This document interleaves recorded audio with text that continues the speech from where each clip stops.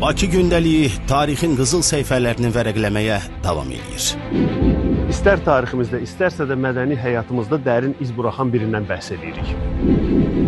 Zəhməti və əzimi ilə böyük neft milyonçusuna çevrilən keçmiş Bakı qoçusu. Azərbaycan milyonçuları içərisində qoçsuz gəzən milyonçu Murtuza Muxtarov olduğu söylənilir. Milyonçuların quldurlara qarşı mübarizəsi kimin qələbəsi ilə bitdi? Tapancasını çıxardır və bu altısının hamısını məhv edəndən sonra sonuncu güllərini özünə vurur. Qafqazın təhlükəli qaçağı Zəlimxan milyonçu Muxtarova niyə gümüş xəncər vermişdi?